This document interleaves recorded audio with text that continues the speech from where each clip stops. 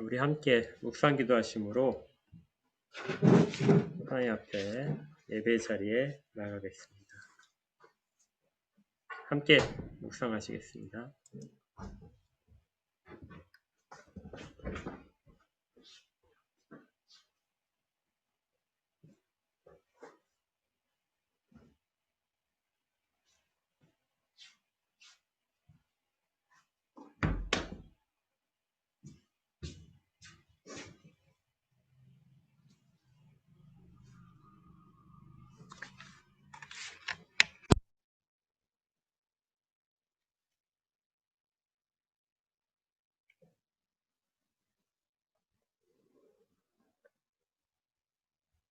하나님을 찬양합니다.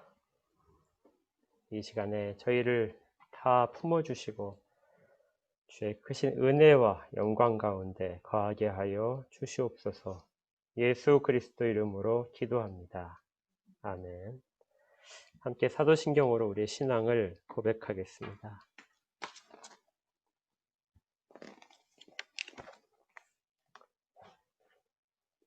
사도신경을 같이 읽겠습니다. 시작.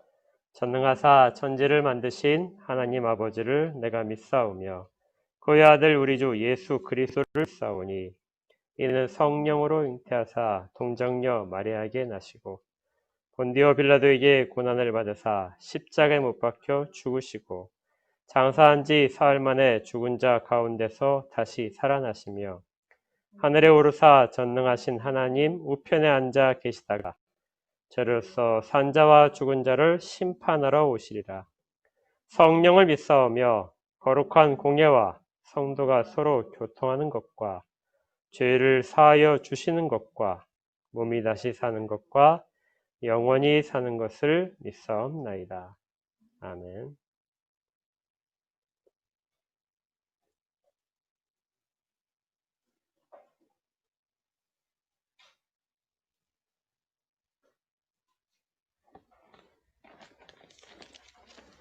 함께 기도하겠습니다.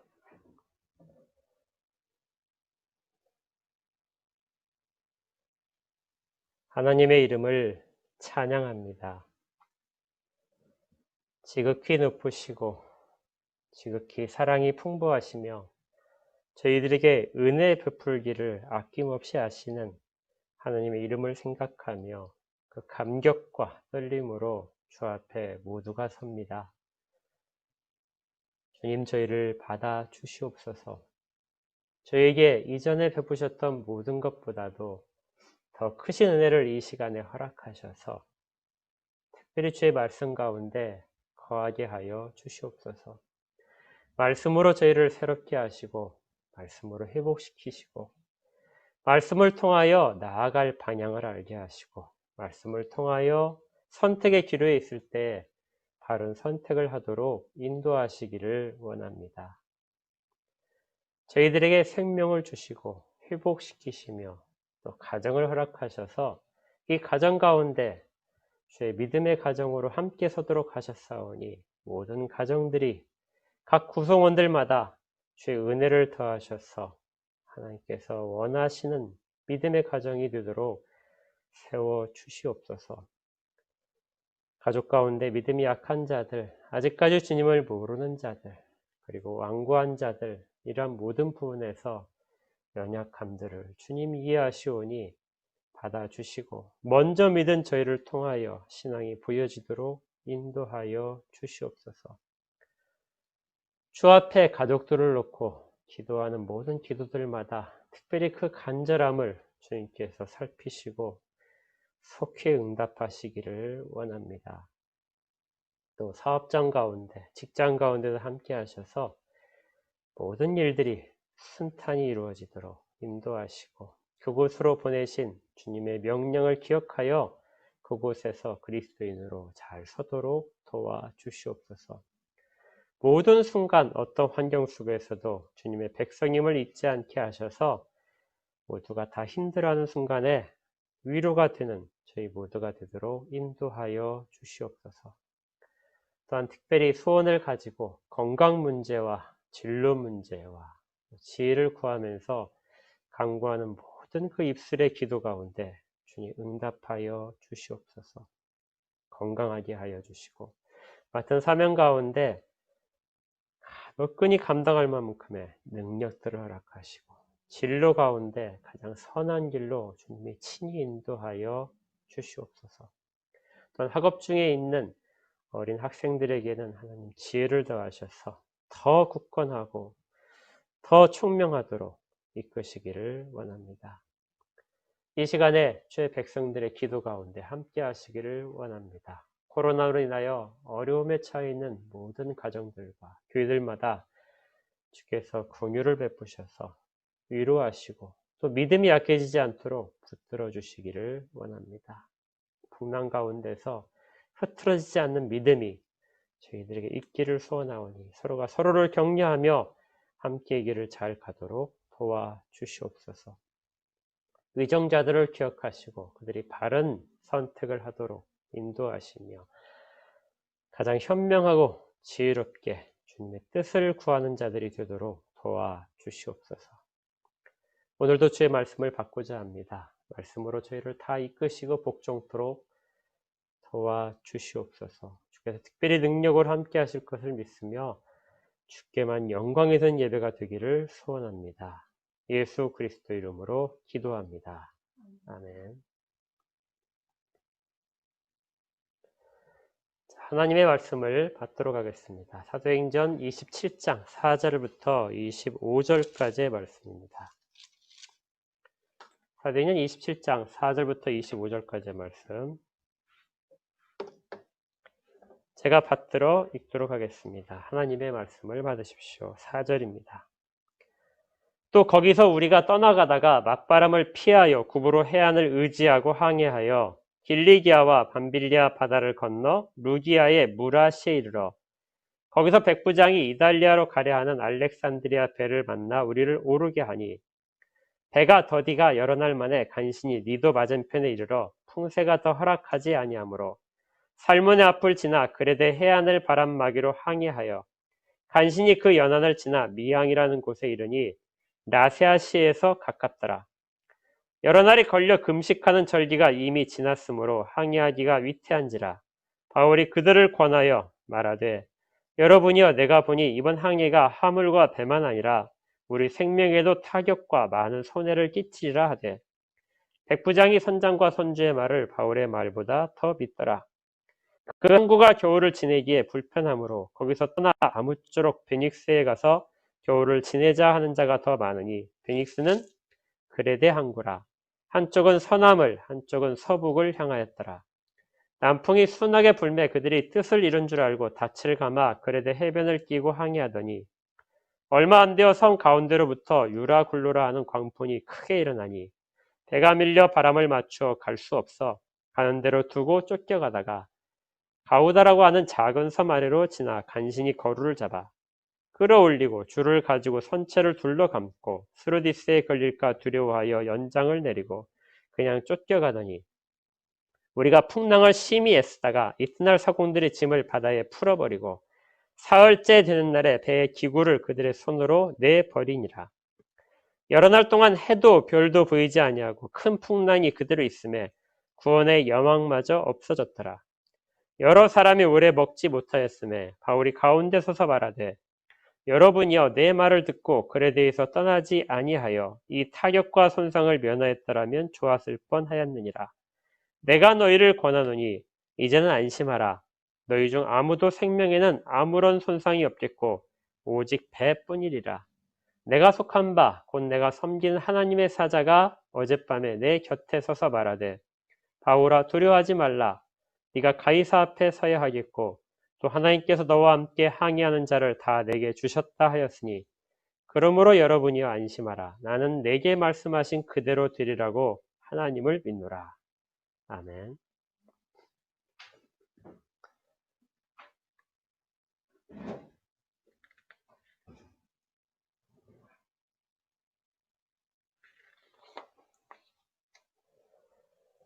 자, 2년 동안 미결수의 신분으로 갇혀있던 바울이 드디어 이제 황제 앞에서의 재판을 받기 위하여 로마로 호송되는 장면이 시작되었습니다. 우리가 몇 주간에 이제 살펴보고 있는 이 호송 장면인데요. 예루살렘으로부터 이제 기독교의 중심이 로마로 옮겨가는 그러한 첫걸음이 되고, 역사적으로 볼 때도 매우 중요한 순간입니다. 아마 일반 역사가들이 볼 때는 이 시기가 그렇게 중요하게 생각이 되지 않을 수도 있는데요. 그런데 기독교의 입장에서 보게 되면, 신앙적인 관점에서 보게 되면 이 순간, 바울이 탄 배가 출발하는 이 순간은 매우 중요하게 취급해야 됩니다. 왜냐하면 이때부터 로마에 대한 복음화가 시작되고 있기 때문에 그렇죠. 이 첫 출발의 과정을 우리가 지난주에 살펴봤는데요. 하나님께서는 2년 동안의 감금 생활에 지친 바울을 위로하셨습니다. 세 가지를 통해서 위로하셨죠. 첫 번째는 바울과 평생을 같이 하는 동역자들을 이때 같이 가도록, 그들이 모든 그 험난한 길들을 다 감내하면서, 종의 신분이 들지도 모르는데 그렇게 취급받는 것도 감내하면서 바울과 같이 가도록 그렇게 인도하셨습니다. 평생에 같이 가는 동역자들로 먼저 위로를 하셨고, 두 번째는 가는 길에 시돈이라는 곳에 멈춰 있을 때 같은 사역자들을 섬기는 형제들을 보내서 그들로 하여금 바울을 회복시키도록 돌보도록 주님께서 그렇게 인도하셨습니다. 바울은 이들을 통해서, 잠깐 만나는 그들을 통해서도 위로를 받았습니다. 세 번째는 같이 배를 타고 가야 되는 처음 보는 백부장 율리오가 바울에게 호의를 베풀었습니다. 그래서 그를 통하여 바울은 보호를 받으며 이 항해를 같이 하게 됩니다. 이처럼 이 항해는 처음에 시작될 때 매우 좋은 분위기 속에서 시작됩니다. 그리고 주께서 주신 사명에 대한 설레임으로 바울이 이 길을 가게 됐겠죠. 누가가 이걸 아주 세세하게 묘사하기 때문에 우리는 이 과정을 조금 더 자세하게 같이 따라가면서 살펴볼 필요가 있습니다. 그래야 27장에서 이야기하는 그 메시지가 우리 가운데 확실하게 들릴 수 있기 때문입니다. 바울이 가는 길을 살펴보게 되면요.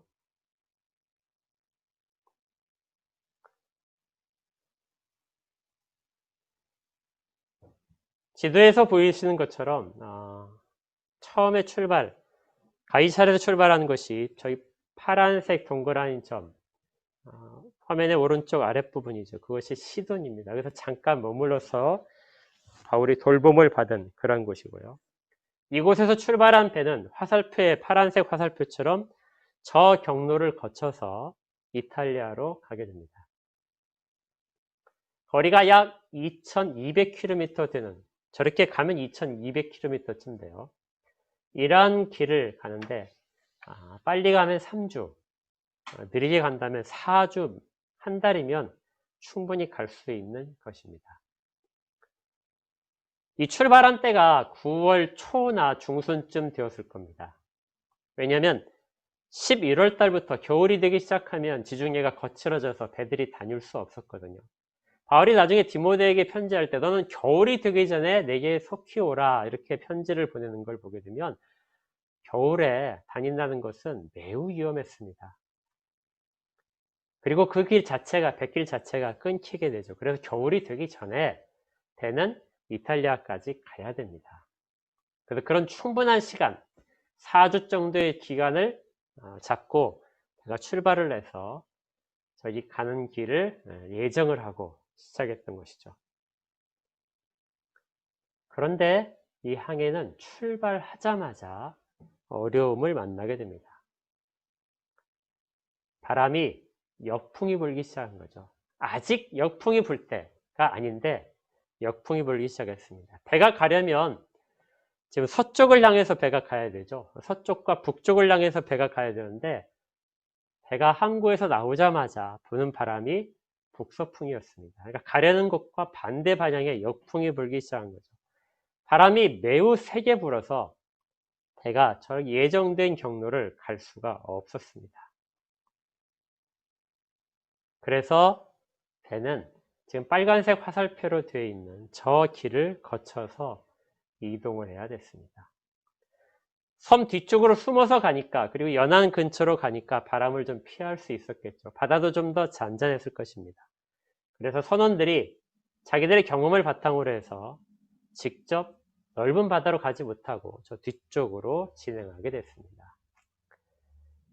자, 이렇게 가자 바울에게는 상당히 좋은 시간이 되었습니다.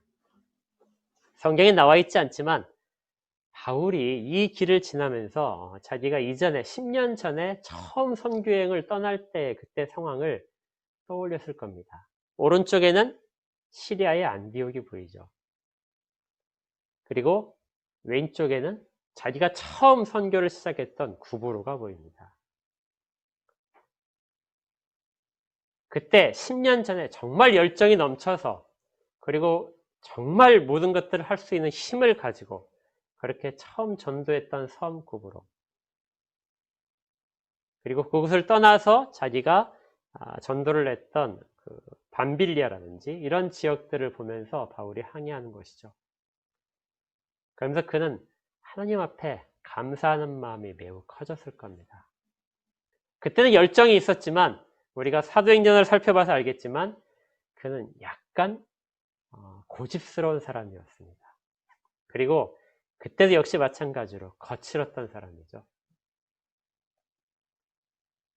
그런데 그가 지금 10년이 지난 후에 죄수의 신분으로 압송되고 있을 때, 이때는 그는 교인들에 대해서 매우 온화한 사람이었습니다. 신앙에 대한 열정, 주님에 대한 사랑은 더 깊어졌고 사람들에 대해서는 더 온화해진, 그래서 자기가 가는 길에, 사명을 가지고 가는 길이 매우 자랑스러운 그런 사람이 되었습니다. 이렇게 감격스러운 시간을 맞이하고 있었는데요. 그런데 바울만 그랬습니다. 다른 사람들은 여기에 아무런 경험이 없겠죠. 특별히 이 항해를 주도하는 백부장이나 선장이나 이런 사람들의 입장에서 볼 때는 돌아가는 이 길은 매우 불편했습니다. 그리고 불안감이 싹트기 시작합니다. 왜냐하면 이 길이 예정됐던 시간들이 조금씩 지체되기 때문에 그렇죠. 겨울이 되기 전에 지중해를 건너가야 되는데 충분히 시간적인 여유를 갖고 있었지만 며칠의 시간을 여기에서 허비하게 됩니다. 이렇게 힘들게 배가 진행을 해서 결국 무사라는 곳에, 루기아라는 무사라는 곳에 도착을 했습니다. 그 여기에서 배가 지중해를 건너가려면 조금 더 큰 배가 필요했기에 알렉산드리아부터 출발해서 많은 곡식을 가지고 로마까지 가는 배를 옮겨 타게 됩니다. 지도에 보게 되면 애굽 아래쪽에 알렉산드리아가 보이시죠? 그 알렉산드리아로부터 출발한 배입니다. 당시 로마는 곡식의 대부분을 이 이집트 쪽에서 가져와야 했습니다. 그러니까 크고 훨씬 더 안전한 배로 옮겨 타야 됐던 것이죠. 이렇게 옮겨 타서 진행을 하기 시작했습니다. 그런데 이 배의 항해도 역시 마찬가지로 힘들었습니다. 그러니까 처음에 출발할 때부터 지금까지 계속 역풍이 불었던 것이죠. 이 시기에는 이 역풍이 부는 시기가 아닌데도 불구하고 역풍 때문에 계속해서 진행하는 것이 애로사항이 많았습니다. 결국 이렇게 가던 배는 니도라는 곳에 갈 때까지는 해안가를 따라서 어찌어찌 해서 갔지만, 그리고 이제 큰 바다로 나가자 바람 때문에 더 이상 진행할 수가 없었습니다. 7절을 한번 보실까요? 7절에 배가 더디가 여러 날 만에 간신히 니도 맞은편에 이르렀다. 그런데 풍세가 더 허락하지 아니하므로 살문의 앞을 지나 그레데 해안을 바람막이로 항해하게 되었다. 그러니까 니도까지는 그래도 해안가기 때문에 갈 수 있었는데 큰 바다로 나가자 더 이상 진행하지 못하고 서쪽으로 가야 될 배가 남쪽에 있는 섬 뒤쪽으로 해서 가기로 그렇게 결정한 것입니다. 이건 뱃사람들의 결정인데요. 이 결정 자체는 매우 옳았습니다. 그들의 오랜 경험과 기술과 이런 것들을 볼 때는 당연히 저렇게 가는 것이 맞겠죠. 그런데 이 길마저도 쉽지 않았습니다. 8절에 보니까 간신히 그 연안을 지났다. 그래서 미양이라는 곳에 이르렀다. 자, 이 화살표의 머리 꼭대기가 향하는 부분이 지금 미항이라는 곳입니다. 그레데라는 섬, 크레테 섬의 아래쪽에 있는 조그만 항구인데요. 이 미항이란 이름 자체는 아름다운 항구라는 뜻입니다. 그 항구 자체가 아름다웠어요. 근데 지금은 이제 그렇게 아름답지 않다고 합니다. 당시에는 아름다운 이름을 붙일 만한지 모르겠지만 지금은 그렇지 않다고 그래요. 그리고 항구가 매우 작았습니다. 항구가 안전하려면 주변에 고시라는 그 튀어나온 부분으로 감싸져 있어야 되는데 그 감싸진 폭이 매우 좁았죠. 여기까지 오는 동안 한 번도 순풍을 받지 못했기 때문에 여기에서는 더 이상 여행을 하는 것이 불가능하다 하고 결론을 내렸습니다. 겨울을 지내자. 겨울을 지내고 그 다음에 겨울이 지나면 그 다음에 이제 이탈리아로 가자. 이렇게 결론을 내렸는데 안타깝게도 이 미양 자체가 겨울을 지내기에는 좋은 환경이 아니었던 것이죠. 그래서 이 배는 거기로부터 하루 떨어진 곳, 약간 북쪽에 있는 베닉스라는 곳으로 가기로 결정을 하게 됩니다. 이 베닉스는 미양에 비해서 훨씬 큰 섬이죠. 큰 항구입니다. 그리고 편의시설도 잘 갖추어져 있고 바람도 완전히 양쪽에서 어느 쪽에서 바람이 불든지 간에 다 막아낼 수 있는 아주 좋은 항구였습니다. 선원들은 여기에 가서 쉬기를 원했습니다. 그런데 이때 바울이 내가 보기에는 더 이상의 항해는 위험하다. 이 미항에서 우리가 겨울을 그냥 나는 것이 좋겠다 하고 처음으로 이야기를 합니다. 사도행전은 사도 바울이 등장할 때마다 사도 바울을 중심으로 이야기를 하는데요. 이 부분에서 우리가 27장에서 보게 되면 사도 바울이 등장하고 그 배를 타고 갔음에도 불구하고 지금까지 사도 바울은 어떠한 발언이나 어떤 일들도 전혀 없었습니다. 오로지 한 것들은 선원들의 결정이고 선원들의 경험에 의해서 바람을 맞으면서 역풍을 맞으면서 헤쳐나가는 일이 가장 중요한 일이 됐었던 것이죠. 지금까지 잠잠했던 바울이 여기에서 이제 처음 존재감을 드러냅니다. 내가 보기에는 더 이상 가는 것은 위험하다. 근데 여기에서 이 바울의 말은 바울이 어떤 계시를 받아서 하는 것 같지는 않습니다. 분명히 바울은 내가 보기에는 그렇다 하고 이렇게 말을 시작하고 있고요. 나중에는 이 배에 타고 있던 사람이 아무도 생명에는 지장이 없을 것이다 하는 천사로부터의 계시를 받게 되는데 지금 바울의 말은 우리가 생명이 많이 해침을 당할 것이다. 이렇게 말을 하고 있기 때문에 그렇습니다. 그런데 우리 입장으로 한번 생각을 해보죠. 우리가 지금 만약에 이 선장이나 항해에 대한 책임을 갖고 있는 사람이라면 우리 입장에서 바울의 말을 들을 필요가 있을까요? 바울은 전혀 바다에 대한 어떤 배를 부리는 데 대한 경험이 없는 사람입니다. 물론 그가 여러 번 항해를 했겠지만 뱃사람과 선주는 비교할 수만큼 많은 풍부한 경험을 갖고 있었겠죠. 그 바다를 잘 아는 사람입니다. 항구도 잘 알죠. 그래서 그들은 베닉스로 가기를 이야기했고 당시에 이 모든 일의 최종 결정권은 탑승하고 있던 백부장이 가지고 있었습니다. 백부장이 그들의 말을 들어서 베닉스로 옮겨가기로 결정했습니다. 자, 이제 배가 미항을 떠나왔습니다. 13절을 보시면요. 배가 베닉스 단 하루만 가면 됩니다. 지금까지 잘 헤쳐왔으니까 하루만 더 가면 될 것이다. 그래서 13절에 미항 항구를 벗어나자마자 바람이 부는데요. 남풍이 불기 시작했습니다. 남풍이 불었다는 얘기는 지금까지 한 번도 가고자 하는 방향대로 바람이 불어본 적이 없는데 처음으로 가고자 하는 방향에 따라서 바람이 불었던 것이죠. 그 바람이 순하게 불었습니다. 순하게 불었단 말은 거칠지 않다는 얘기죠. 지금까지 거칠어서 갈 수 없었는데 바다가 갑자기 잔잔해지면서 바람이 안성맞춤으로 부는 것입니다. 그래서 그들이 뜻을 이룬 줄 알았다. 그들은 베닉스로 가기로 결정한 것이 정말 잘했다 하고 생각을 하게 됐습니다. 바울이 가지 않는 게 좋겠다 하는 말을 했던 것은 정말 쓸데없는 참견이었던 것이죠. 그런데 출발하자마자 몇 시간이 지나지 않아서 바람의 방향이 갑자기 바뀌었습니다.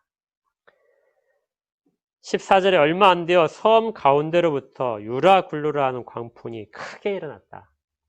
섬으로부터 남쪽으로 부는 바람이 갑자기 일어나서 섬으로부터 모든 것들을 남쪽으로 밀어내기 시작했습니다.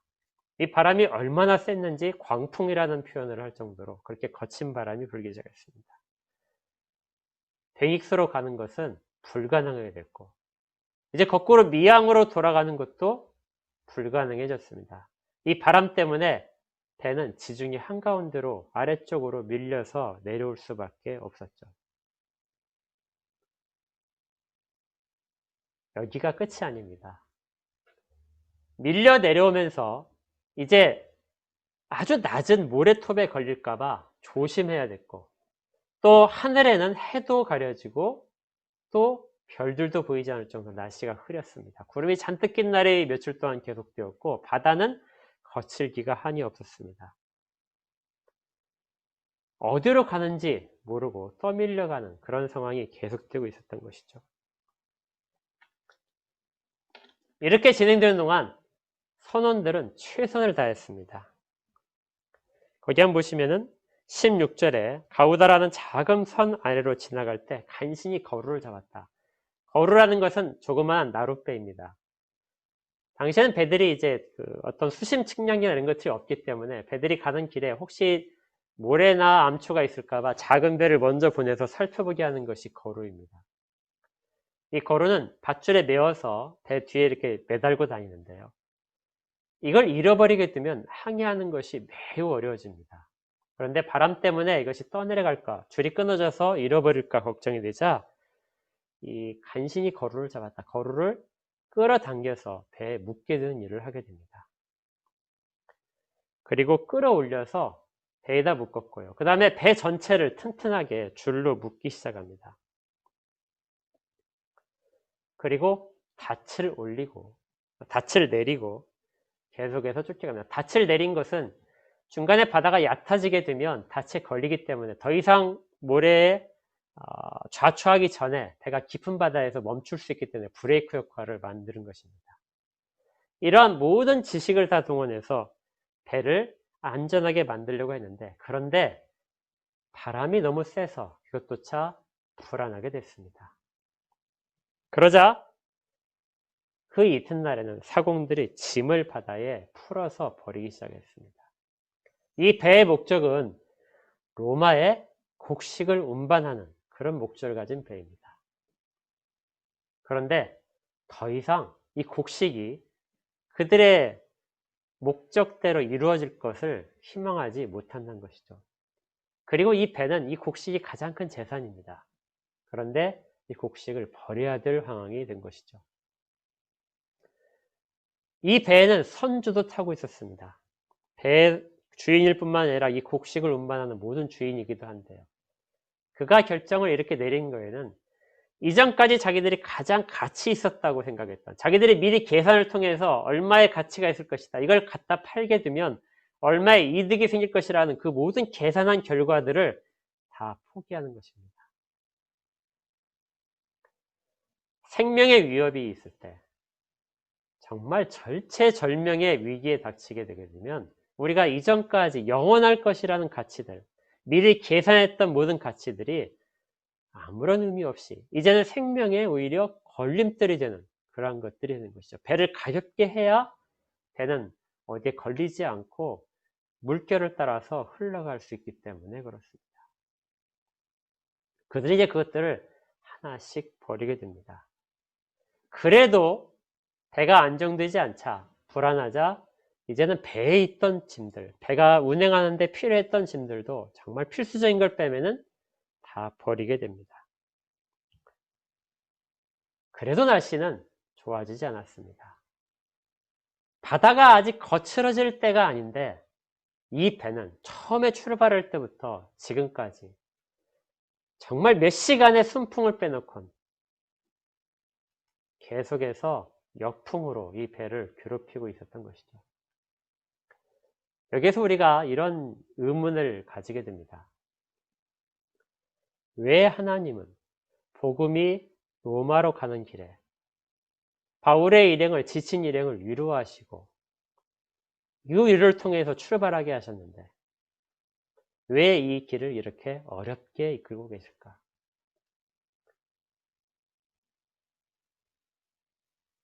복음이 로마에 전해지는데 왜 이런 어려운 길을 닥치고 그걸 견뎌야만 로마로 갈 수 있었을까?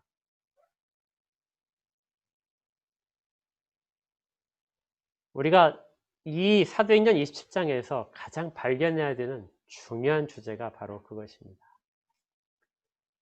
한 번에 다 다룰 수 없기 때문에 우리가 몇 주에 걸쳐서 다룰 것인데요. 그 중에 오늘은 첫 번째 하는 부분에 해당됩니다. 이 모든 일들, 힘든 과정 속에서 우리가 주의 있게 살펴야 될 하나의 단어가 나옵니다. 그 단어가 무엇이냐면요. 우리가 라는 단어입니다. 오늘 설교의 제목도 우리가 이렇게 시작되는데요. 우리가 27장 1절을 보시면 이렇게 시작된 걸 기억하실 것입니다. 27장 1절에 우리가 배를 타고 이달리아로에 가기로 작정되었다. 여기에서의 우리는 누가가 포함된 바울과 누가의 일행을 말합니다. 그래서 27장 1절을 보면서 이때 누가가 같이 동행하기 시작했구나 하는 걸 우리가 바로 알 수 있었죠.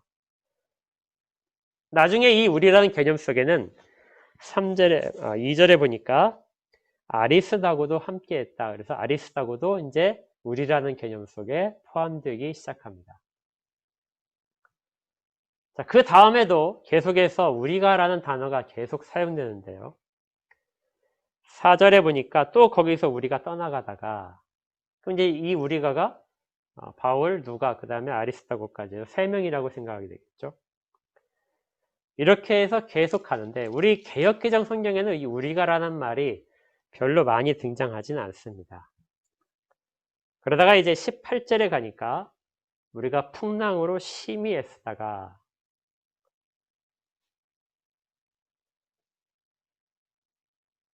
그러다 26절에 가면 그런즉 우리가 반드시 한 섬에 걸리리라. 자, 그러면 바울이 나중에 말한 부분들, 그런 부분들이 이 세 사람만 가리키는 단어일까요?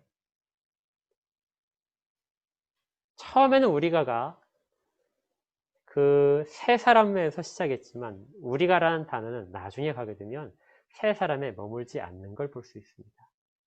특별히 이제 이것들을 더 강조해서 알 수 있는 것이요. 16절에 나오는데 우리 개역개정 성경은 언어상의 그런 그 말의 그 주격 변화를 잘 기록하지 않는 경향들이 있어요.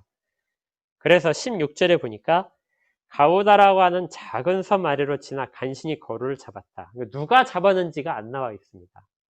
그런데 원어 성경에 보게 되면 이것이 1인칭 주격 복수예요. 그러니까 우리가 잡았다 이렇게 됩니다. 그리고 17절도 거기에 연결됩니다. 우리가 끌어올리고 우리가 줄을 가지고 선체에 둘러 감았다. 그리고 우리가 그냥 쫓겨다녔다. 그리고 18절에 계속해서 우리가 풍랑으로 심히 애쓰다가 처음에는 세 사람이 우리였지만 이제는 그 우리가라는 말은 배에 있는 모든 사람들을 이야기합니다.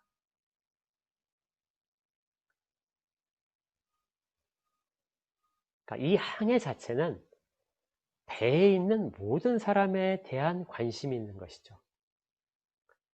그러니까 우리가 흔히 27장을 보면서 사도행전을 지금까지 살펴본 바와 같이 그냥 사도와 그의 동역자들 이런 사람들 위주로 살펴보던 그런 그 관점이 27장에서는 우리가라는 단어를 그 배에 탄 모든 사람들까지 확장해서 사용하고 있는 것이죠. 이 고난은, 이 역풍은 바울 일행만이 당하는 것이 아니라 그 배에 탄 모든 사람들, 배 전체가 함께 당하고 있는 것입니다.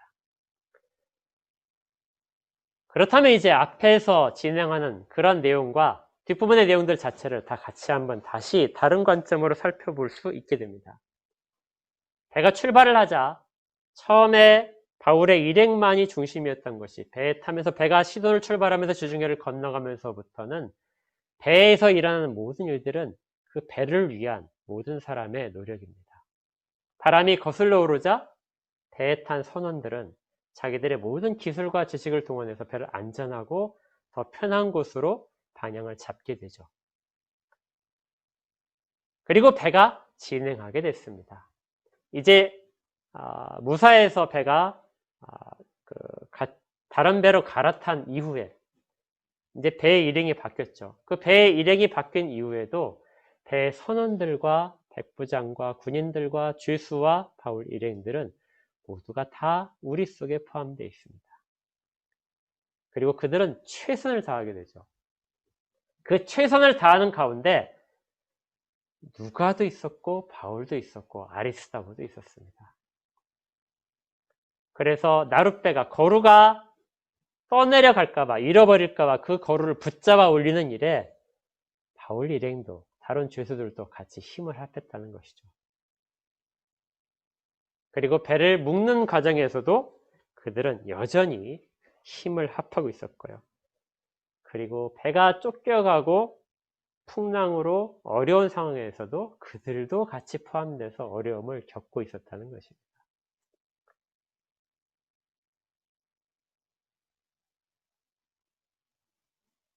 선원들은 자기들의 지식을 통해서, 자기들의 경험을 통해서 배를 안전하게 만들려고 했고, 모든 사람을 보호하려고 했고, 그리고 그 배에 탄 경험 없는 사람들은 힘을 드는 일, 힘을 쓰는 일에 자기들의 힘을 동원하여 그 일에 협조하고 있었습니다. 그런데 그러한 모든 것들이 하나씩 하나씩 수포로 돌아가기 시작한 것이죠.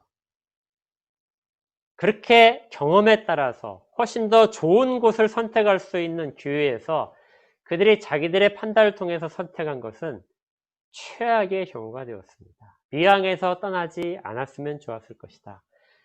아무런 경험도 없고 지식도 없는 바울의 말보다 더 훨씬 경험 있는 선원들의 말은 오히려 악수가 되어서 배를 떠밀려 바다로부터 표류하게 그렇게 만들어 버렸던 것이죠. 하나하나의 일들이 서로 엮여서 지금은 가장 나쁜 상황이 되어 있습니다.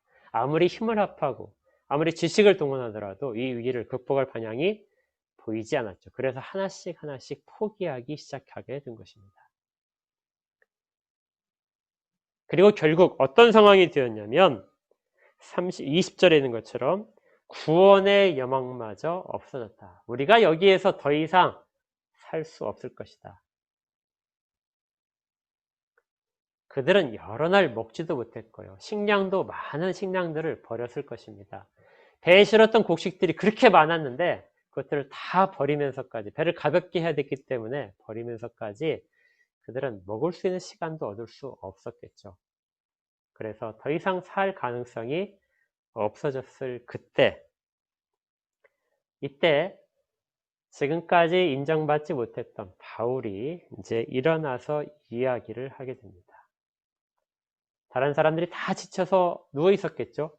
이때 바울만이 그들 가운데 일어서서 이렇게 말합니다. 여러분들이 내 말을 듣고 글에 대해서 떠나지 아니었다면, 이 타격과 손상을 면하였더라면 좋았을 뻔하였다.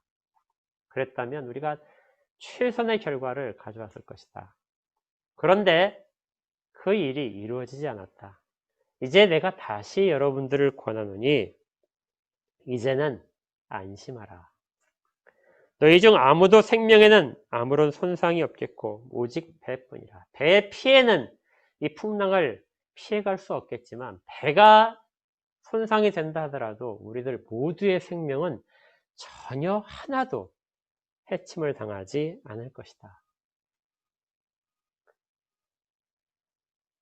바울이 그렇게 이야기를 한 데에는 23절에 근거를 두고 있습니다. 23절, 내가 속한 바, 곧 내가 섬기는 하나님의 사자가 어젯밤에 내 곁에 서서 그렇게 말씀하셨다.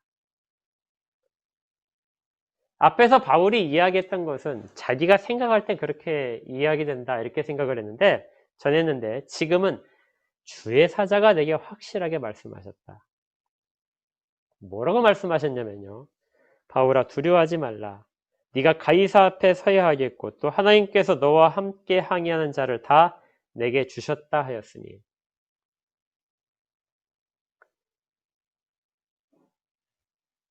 바울이 간밤에 보았던 것은 주의 사자가 바울을 가이사 앞에 세우도록 보호하실 것이라는 것이었습니다.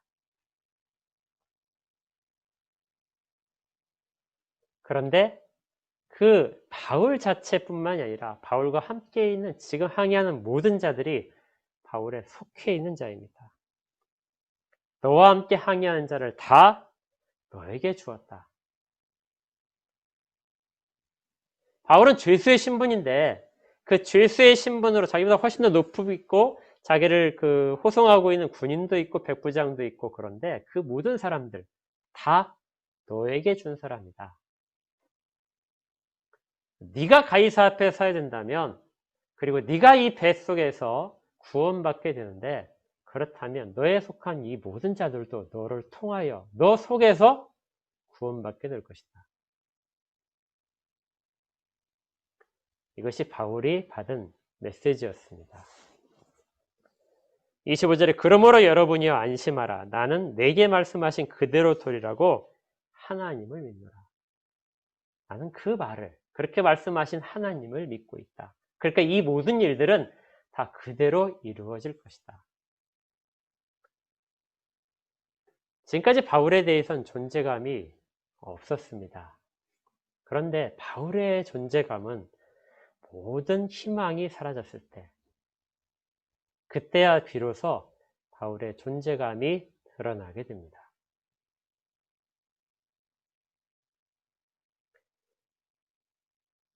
해도 없고 별도 없어서 어떤 방향도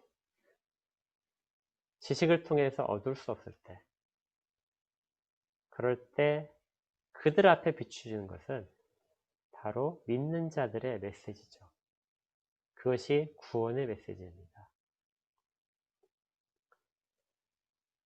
이 로마르의 항해는 우리에게 꽤 많은 것들을 알려줍니다. 특별히 지금의 상황과 연결져 생각하면요. 어떤 그리스도인들이 세상 가운데 보내심을 받고 그들과 공동체를 이루고 있을 때 그들의 공동체로부터 그리스도인들이 떨어져 있지 않다는 것이죠. 그리스도인들도 공동체, 사회 속의 구성원으로서 세상에 보내진 사람들입니다. 그래서 그들과 같이 어떤 일을 하게 되면 그들과의 공동체 속에서 한 과정을 겪게 됩니다. 그들이 힘들어하게 되면 그리스도인들도 같이 그 속에서 힘들게 되고 세상의 경제가 어려워지면 그리스도인들도 경제가 어려워집니다.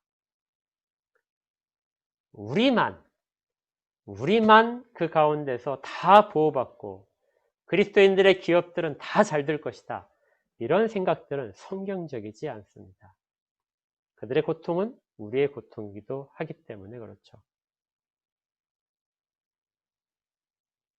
그리고 이 모든 과정이 진행되면서 배에 탄 선원들이 주도권을 잡고 그들의 모든 지식을 동원해서 안전하기 위해서 최선을 다합니다. 그리고 거기에 그리스도인들도 힘을 합치게 되죠. 위기를 벗어날 때 그러한 모든 노력들에 그리스도인들도 적극적으로 협조를 해야 됩니다. 고통은 같이 하면서 모든 같이 힘을 합할 때는 앞장서는 것이 이 바로 그리스도인들의 기본적인 사회에 대한 인식이고 자세입니다. 그런데 그렇게 힘을 합쳤을 때 그럼에도 불구하고 모든 희망들이 사라지고 나중에 여러분들이 보시면 알겠지만 서로를 버릴 수 있는 상황이 닥치게 됩니다. 짐을 버리기 시작하고 나중에 사람도 버릴 수밖에 없는 자기가 살아남기 위해서는 다른 사람을 버리면서 배를 가볍게 해야 되는, 아니면 조그마한 보트에 타기 위해서 다른 사람들을 버리는 그러한 선택의 과정에 왔을 때, 그런 최악의 상황까지 갔을 때, 그런데 그때 비로소 빛을 발하게 되는 것, 다른 사람과 구별되는 존재들이 나타난대요. 그것이 바로 그리스도인들입니다. 어느 한 사람도 버림을 당하지 않고 그들이 모두 다 구원을 받을 것이다. 타격은 피할 수 없다. 화물에 대한 손해와 배에 대한 파손은 피할 수 없지만 생명 자체는 보호될 것이다. 왜 보호되냐면 그 가운데 하나님의 사명을 주신 그리스도인들이 있기 때문에 그렇다는 것이죠. 그리스도인들이 속해 있기 때문에 그리스도인들과 함께 있는 그들이 구원을 받게 될 것이다.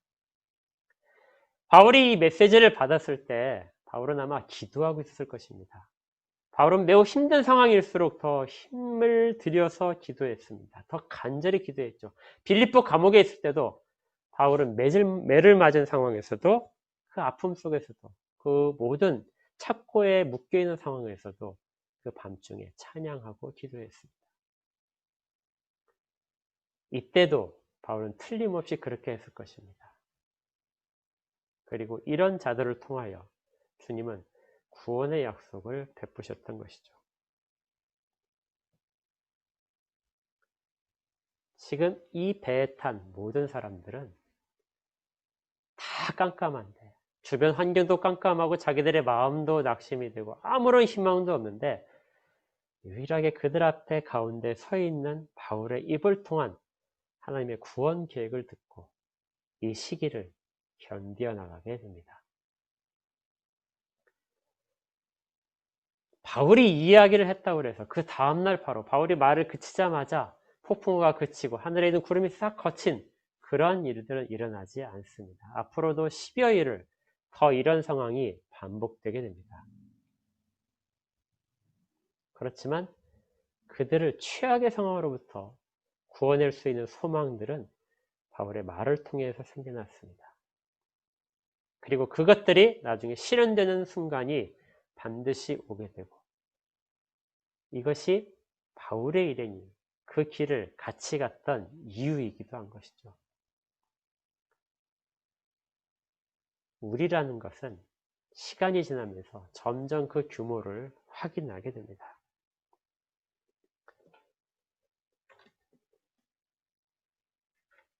우리는 이런 그리스도인들이 되어야 합니다. 바울이기 때문에 그렇게 할 수 있다가 아니라요. 모든 그리스도인들이 세상 가운데 살면서 이런 자세를 그대로 가지고 있어야 합니다. 어떤 부분에서는 세상에서 더 낮은 위치에 있을 수 있고요. 세상의 백부장이나 다른 선장이나 다른 군인들의 위치에서 보게 되면 하찮은 죄수에 불과한, 그래서 언제라도 버릴 수 있는 그런 상황에 있는 그런 사람이 바울과 누가와 아리스타고의 위치였습니다. 그들을 버린다고 해서, 배가 안전하기 위해서 그들을 버린다고 해서 그들에게 아무런 가책이 들 것 같지도 않았습니다. 그렇지만 배를 구하는 것은 그들입니다. 연약하고 초라해 보이는 그리스도인들, 이 땅 가운데 사명을 받고 보내진 자들, 이들이 모든 사람들의 지식과 그들의 경험보다도 훨씬 더 크게 역할을 하게 되는 것이죠.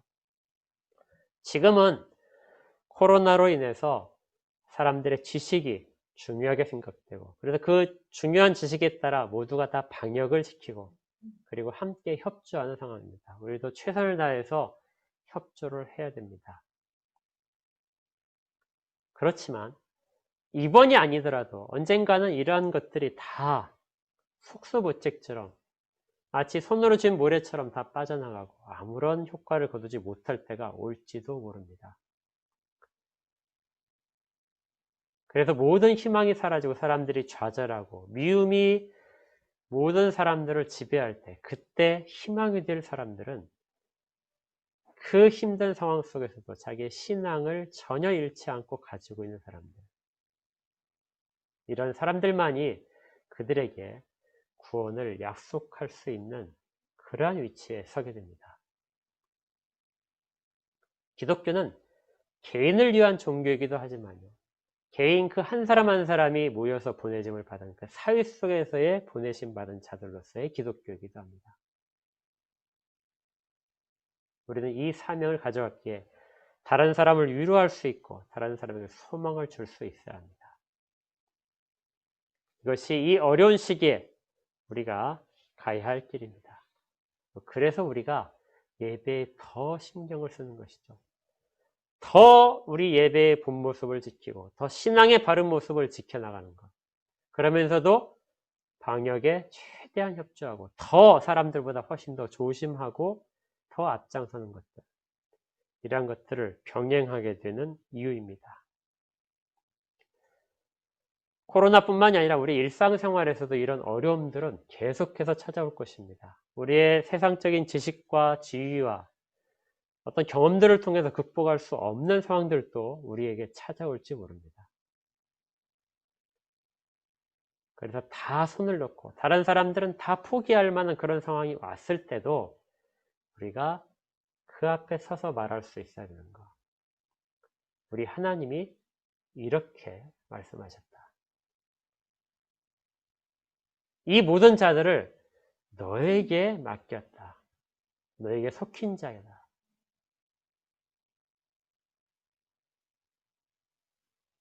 그들을 안고 가야 되는 것은 우리의 사명입니다.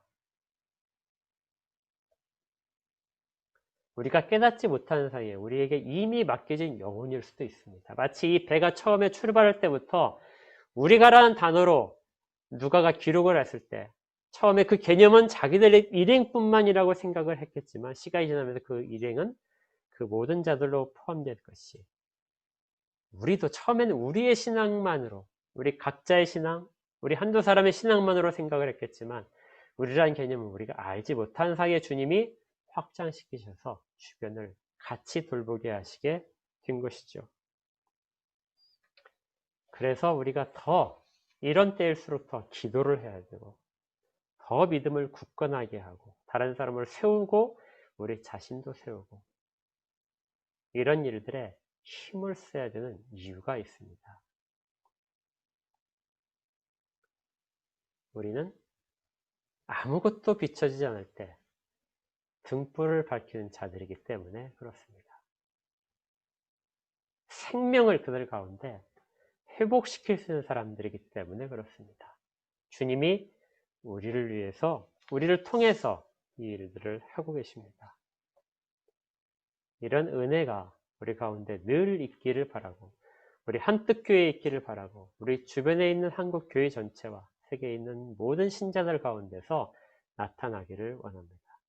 그렇게 사용되고 또 일들을 통해서 우리가 살펴봤듯이 하나님을 찬양하도록. 우리가 다니엘서 묵상을 통해서 살펴본 바가 있지만 그 모든 환난, 왜 이런 환난을 우리에게 주십니까? 환난을 주지 않고 그 땅에 머물면서 다니엘이 훨씬 높은 위치에 차지했다면 땅을 변화시키지 않았을까요? 바울이 환난을 왜 겪어야 됐을까요? 이러한 모든 대한 질문에 대해서 주님은 미리 준비하셨기 때문에 그렇다는 것.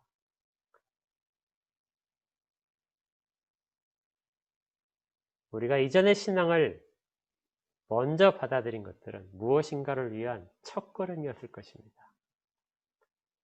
그리고 그 걸음들이 바르게 걸어졌는지는 위기의 순간에서 나타나게 될 것이고요.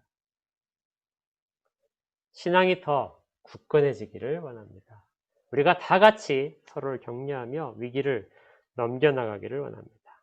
그리고 우리를 통하여 사람들이 하나님을 볼 수 있도록 그렇게 되기를 원합니다. 특별히 주의 가정에는 더 큰 보호하심과 위로가 있기를 원합니다. 그러기를 주 예수 그리스도 이름으로 축복합니다. 아멘. 기도하겠습니다. 하나님, 풍랑이 저희들 가운데 닥쳐옵니다. 하려고 하는 일들이 있지만 역풍이 불어서 그 일들이 과연 내가 가야 될 일인지 혼동스럽고 견뎌내기 힘들 때가 있습니다. 또 내가 하려는 모든 것들이 무시를 당하고 인정받지 못하는 것도 있습니다. 그런데 이 일들을 먼저 하기 전에 주께서 선택하시고 위로하시고 그래서 보내셨다는 것을 깨닫습니다. 그리고 또 그들이 저희와 떨어져 있는 자들이 아니라 저희 속에 속한 자가 되어서 주께서 속해서 보내신 것이로 또 그렇게 믿게 됩니다. 그래서 더 주 앞에 엎드립니다. 연약한 저희들을 붙드셔서 그들을 품을 수 있게 하시고 그들을 통해서 함께 협력하여 위기를 극복해 나갈 수 있도록 인도하여 주시옵소서. 그리고 무엇보다 모든 소망이 사라질 때까지 저희들의 믿음이 변하지 않아서 그들이 위기에 닥쳤을 때, 그들이 아무것도 보지 못할 때, 구원의 소망이 없을 때 그들에게 구원의 소망을 보여줄 수 있는 저희가 되도록 다 사용하여 주시옵소서. 굳건해 줄 수 있도록 붙들어 주시옵소서. 예수 그리스도 이름으로 기도합니다. 아멘. 예, 헌상 하시겠고요.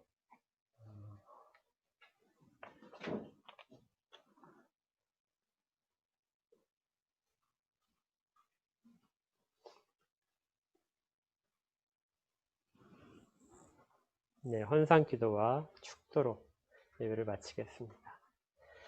기도합니다. 하나님, 어려운 시대에 저희들에게 물질이 여전히 있음을 감사드립니다. 그리고 이 물질이 다른 사람과 나눔에 필요한 것들도 알게 하시니 감사합니다. 땀 흘려 거둘 수 있게 하시고 위기에 처한 이웃들을 도울 수 있게 하시고 그리고 이 모든 일들에서 하나님 이름이 드러나도록 이것들이 다 사용되도록 인도하여 주시옵소서. 특별히 죄에 속하 있는 모든 자들의 가정과 직장과 생업들을 지키시기를 원합니다. 위기 가운데서도 그들의 마음을 지키시고 형통한 날을 허락하여 주시옵소서.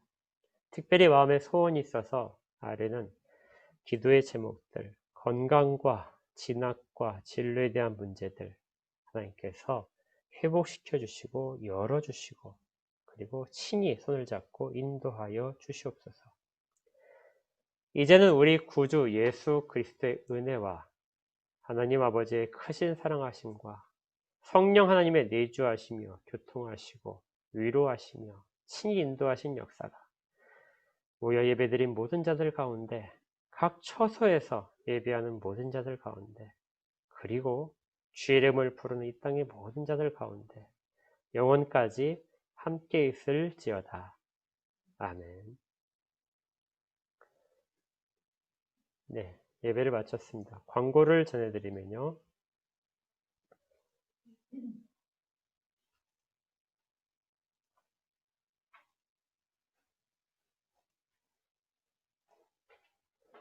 삼일째 하나님의 은혜와 평강이 모든 가정에 함께 하시기를 축복하고요. 코로나19로 어려움에 처한 모든 이들과 특별히 교회를 위해서 더 간절히 기도해 주시기 바랍니다. 모두 함께 모여서 예배하고 또 식사 교제를 하고 성찬식을 하는 그때가 속히 오도록 한 주간 특별히 기도에 힘써 주시기 바랍니다. 매일 아침 단체톡으로 성경 한 장씩을 묵상할 수 있는 자료를 보내드리고 있는데요. 유익이 되시는지는 잘 모르겠습니다. 계속해서 성경으로부터 떠나지 않도록, 말씀으로부터 떠나지 않도록 그렇게 하기 위해서 말씀 중심의 하루하루를 위해서 보내드리니까 짬이 나실 때 그때마다 보시고 또 같이 나눌 은혜 받은 내용이 있으면 같이 단체톡으로 올리시면 좋겠습니다. 한 주 동안에 그 김순실 집사님 가정이 의정부로 이사하셨습니다. 그래서 아까 1부 때 오셨었는데요. 1부 때 19층에 햇빛이 아주 강해서 오히려 일찍 일어나야 된다 이렇게 말씀하셨습니다. 조금 교회와는 좀 더 가까워졌다고 그렇게 하셨습니다. 함께 위로하시고 또 격려하시고 또 건강이 안 좋은 분들이 있는데요. 김성구 목사님 백내장 수술을 하셨다고 합니다. 속히 회복되실